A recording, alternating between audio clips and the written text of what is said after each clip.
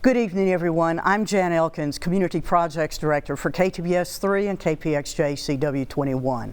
I wish I could be with you in person tonight, but I just haven't figured out how to clone myself yet. And if I do, we won't tell George because he'll expect me to do more work. Tonight, you're honoring our station manager, George Sirven, with the Distinguished American Award. And those of us from KTBS couldn't agree with you more that George truly is a distinguished American. In fact, often when we're in a meeting, we will stop and say, "George, you are brilliant. You are brilliant." And we're glad that you agree with us as well. George was 6 years old when his family moved here from Cuba. George and all of his siblings are successful business leaders or doctors, and all love America, the land of opportunity. You may not know that George started in television working as a sports photographer for Bob Griffin at the time at KSLA. Then George moved to KTBS to be a technical director, and he continued to work his way up to station manager.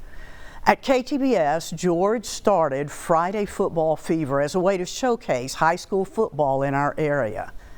Several years ago, when KSLA was owned by the Raycom Corporation, corporate decided that they didn't need a Bob Griffin anymore. Bob immediately called his friend George because Bob knew George does value a person, and of course he valued his mentor, Bob Griffin. You can only imagine the conversation. George told Bob, "Get on over here. KTBS needs you. The Architects need you. And sports needs you. Come to Channel 3 and we'll take care of you." George Sirven extended the legacy and the career of Bob Griffin. You may not know that George was the first Community Projects Director at KTBS 3.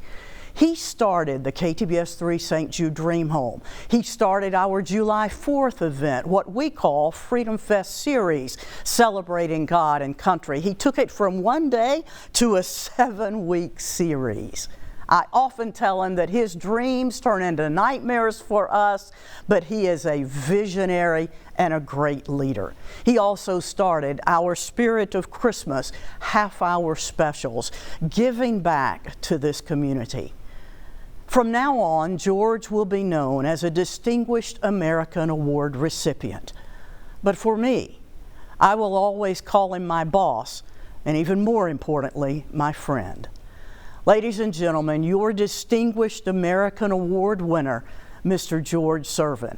Congratulations, George.